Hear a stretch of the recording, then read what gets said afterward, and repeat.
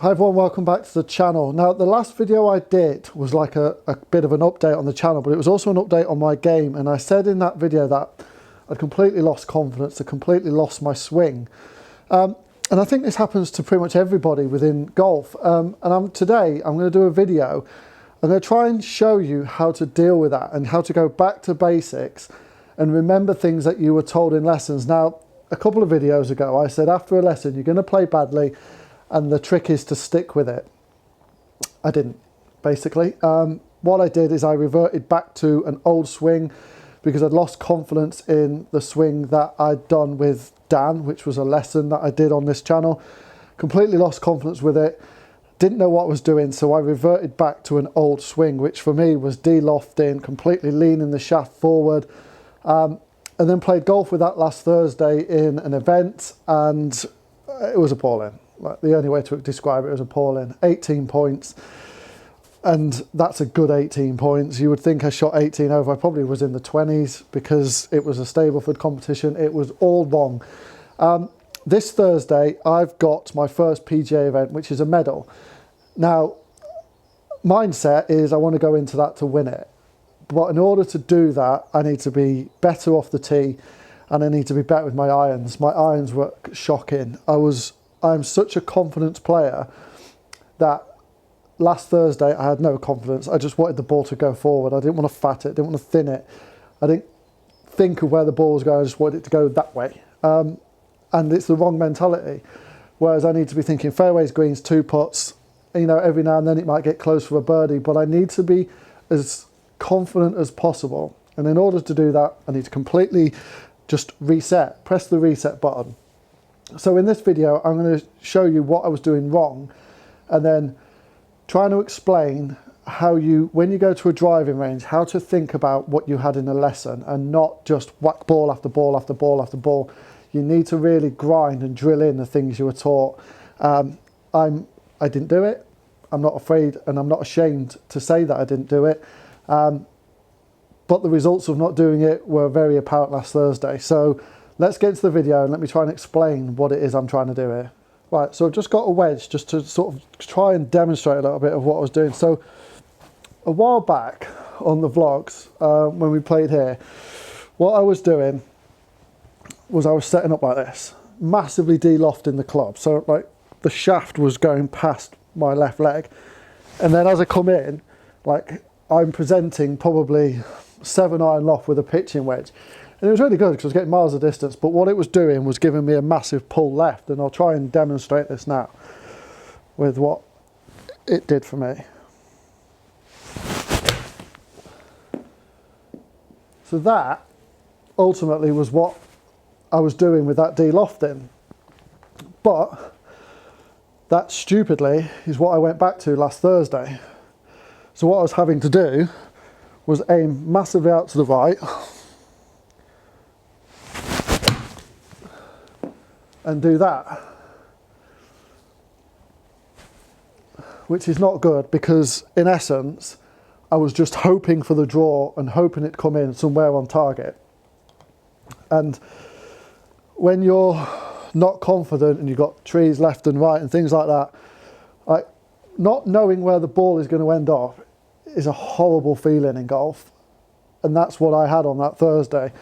So I've come in today to sort of try and get back to how I was and get back to what Dan taught me to do, which was ultimately set up a little bit more neutral and have that Bryson feeling in order to sort of change the swing path. Like for example, the swing path on that shot there was 11 degrees into out, and that's where I was before I saw Dan. So yeah, it was 11 degrees into out. The path was 8.8 degrees closed. That's the face to path. It's great if you need to do a hooky shot around a tree or something like that, but for an everyday shot, it's a big no-no. So I need to get back into that feeling of staying more neutral, letting the arms feel like they're going out more, and just have a normal, natural swing and try and straighten up that left to right movement. Sorry, that right to left movement. I don't mind the right to left movement, but not that exaggerated.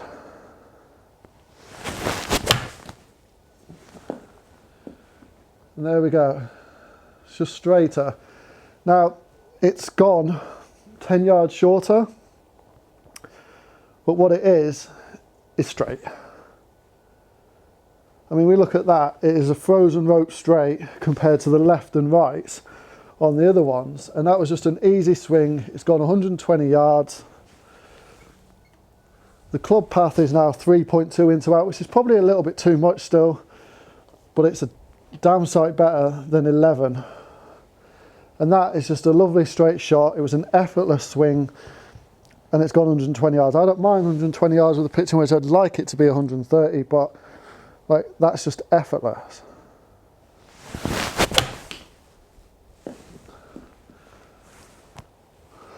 So that's a good hit, 127 yards. Now I started it, the swing path is again 3.7 into out. Now I've got to do more work on this because I've gone back to that horrible swing, but it started left of target and has gone left. So that's just an alignment problem.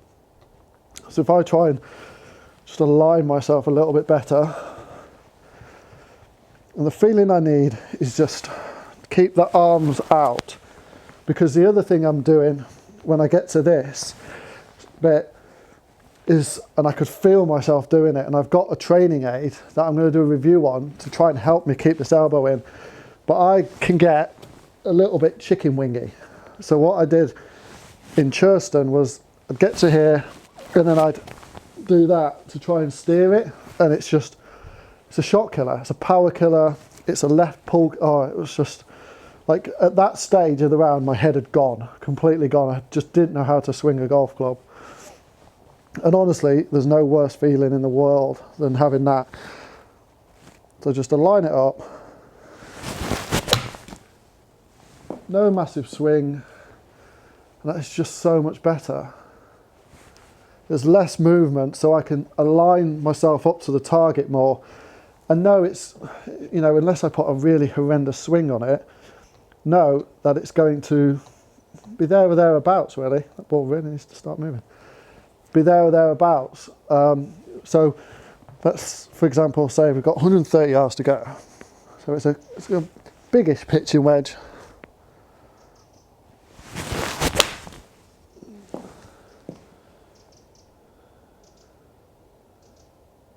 And that went about 125. So it's, I mean, it's carried on to 133, but carried 126.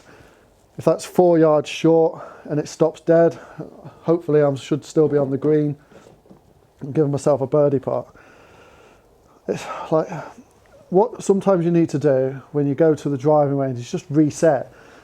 And when you go for lessons, write notes down of what the coach is telling you. So if you have that massive brain fart where you just literally cannot play golf, you can go back to and refer back to your notes.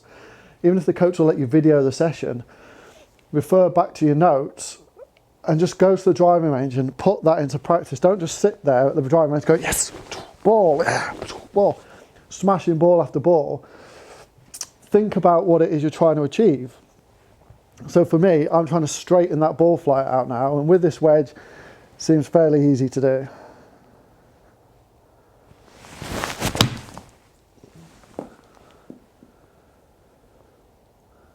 Just there or thereabouts on target every time. So now I'm just going to ramp up the speed a little bit by putting a 7-iron in my hands. Now, this will be a big example. So I'm going to hit this how I was hitting it at Churston. So much D-loft in, and just, it was awful. That's not a bad shot, to be fair. But that's gone 180. So much D-loft in. The launch angle is 15, which is too low. I want it to be around about 17 or 18. 4,000 spin, just going, like, I've got no control over that. That was a pretty decent shot with that. So again, same feeling. Set up more neutral. Think about the target. Do a couple of practice swings like that. Just going through the ball. And for me, I need to, when I get to here, rotate more, because in Churston it was that pulling, I was kind of pulling the club just to rescue it, really. I'm trying to rescue it in everything I was doing.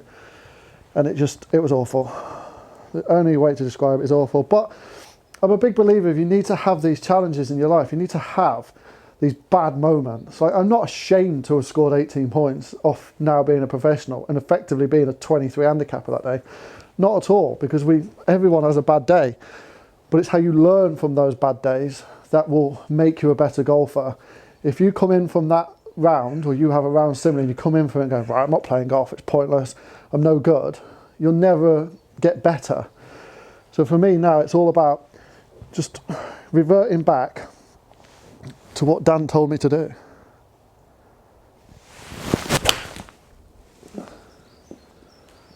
That's just so much straighter, and that was a bit of a toey shot. Gone about 160, but even that bad shot has gone with 5,000 spin. It's gone 164, and it's just a better bad shot. And that's just not de-lofting, and oh, it was awful. That was a good strike. Like, it's just so much straighter. That's on top of the other one. And it's them sort of shots that when I'm on a golf course, I can line up to that pin and know, unless it's just such a bad swing, then it deserves to be rubbish. I'm going to be there or thereabouts.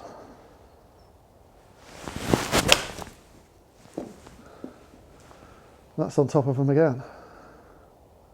Look at that grouping. That is ridiculous grouping. And these are coming out 6,000 spin, which is great. A launch angle of 17, 164 carry. You know, it's down on what I want it to be. I want it to be 175, but then I just adjust the rest of the clubs accordingly, because I'm not swinging at it and lashing at it. Like, I can probably get this out to 175 if I need to. So that was 170. So, but that's just gone higher with more spin. So that's what I'm going to have to work with. 175, it's a 7-iron, but it's a controllable 7-iron. Sometimes in golf, you need a hard reset. It's a bit pulley, so it's travelled a little bit further. But if that's my bad shot, is a pull, and it's, you know, a few yards left of target, then so be it. It's not destructive like it was at Churston. It was awful.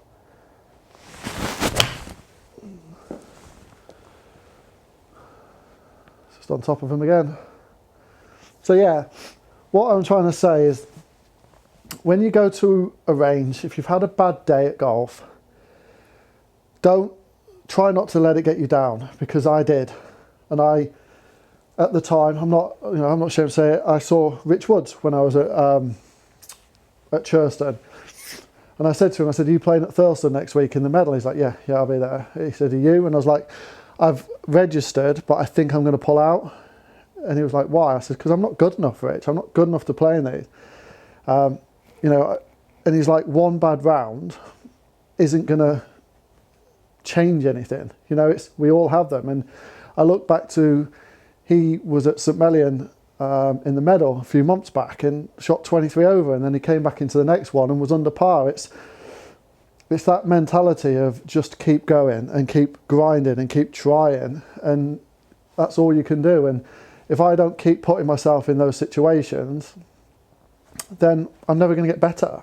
Before we clock off, let's just hit a few 4-irons, because the longer clubs really let me down at Churston. They were just fadey.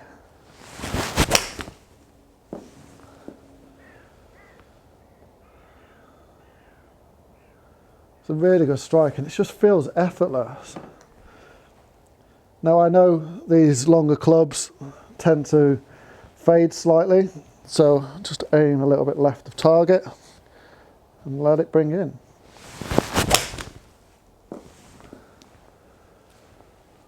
Or completely fade it. So yeah, and all this is highlighting is I need to do a little bit more work on the long irons, or I need to rotate a little bit more through the ball.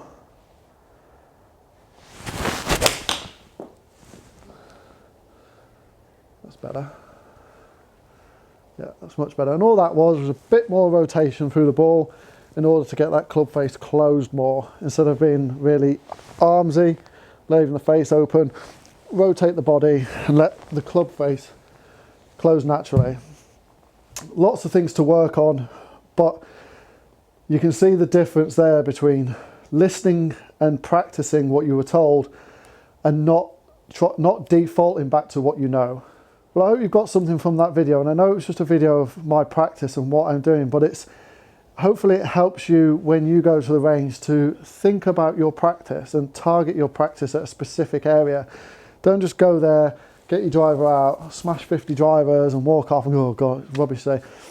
If you're having lessons and you're being taught things by your coach, take that to the range, and even if it's half your balls and then the next half you're just whacking them, practice that technical aspect, because it will then ingrain into your head. If you've had a bad round, don't do what I did and don't revert back to an old swing that feels comfortable, because although it felt comfortable and although I didn't shank any shots, I had no control over that golf ball whatsoever. And just coming in here and showing you what I'm working on just shows you the difference of how much more control I've got over the golf ball when I listen. I know when I listen to what people are telling me, as opposed to just defaulting back to trying to just scratch my way around the golf course, because last week proved I can't even do that. Anyway, please comment down below. Let me know what you think about this video and what you think about the videos of me practicing, and if they're helping you and giving you ideas about how to sort of improve your golf. If you are new to the channel or you've not yet subscribed, please do click that subscribe button down below, completely free to do. And if you've liked this video, please do click that thumbs up down below. It does help YouTube know that people are liking this video, gets it more out there, and helps me grow this channel, which is what I want it to do basically. For the time being, I'm going to stay in here, I'm going to hit some more shots and get that ingrained into this like noggin of mine, and I'll see you all on the next video.